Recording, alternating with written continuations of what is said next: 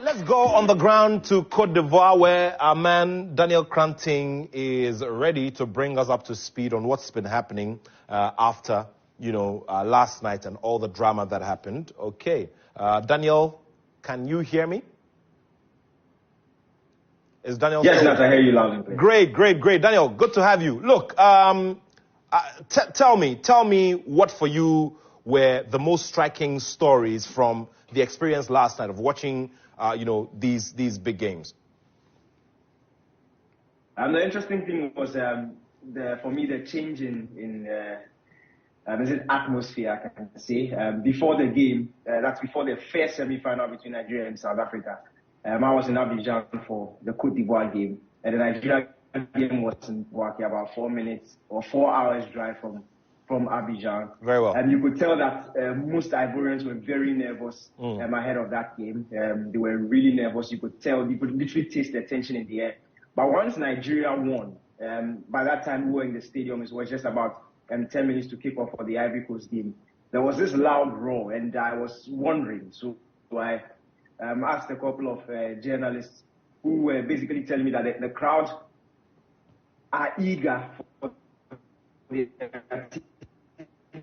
to go to the final and sort of get that revenge against Nigeria. Remember, they lost against Nigeria team on to get rid of the Congolese and then go into that final against Nigeria and get their revenge, which eventually will win them the trophy. So in the stadium, the atmosphere was crazy. It was absolute mad scenes in the stadium, and especially because of the way the Ivorian team started. For me, I think this is probably their best game so far of the tournament in terms of control. They were not really under any pressure.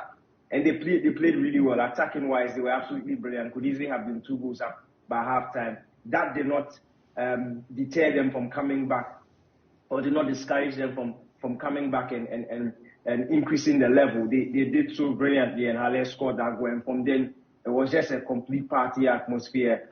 From after the game, the streets of Abidjan, look, people are happy, and they are beginning to sense that this miracle could happen. Remember, a couple of weeks ago, they were on the verge of going out. In fact, I spoke to Willy Bolly after the game.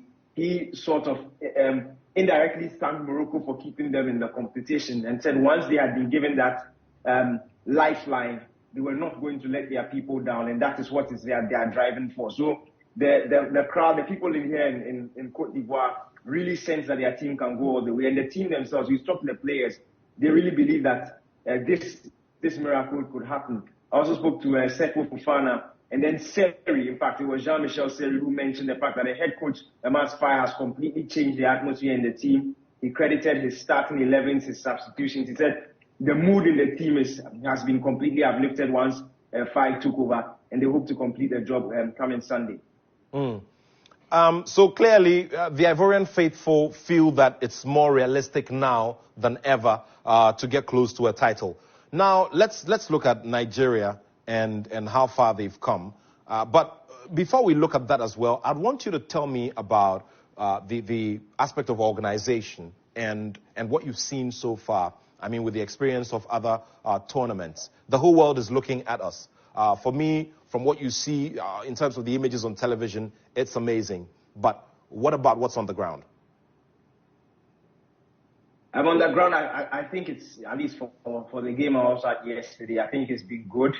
In terms of transportation to the stadium, how the sort of cordon of areas, its security has been good. It's really commendable. The only sort of problem we've had was in terms of organization for buses for journalists, but I was told that was just a one-off that happened yesterday, so it will not be fair for me to, Dani, on a light note, all that happened to one. But in general, on a light note, you are physically you are built for that kind of vibe, so you should be able to hike a bit and all of that. Yeah, that was just by the way. Dani, we're going to catch you later this evening on on AFCON tonight.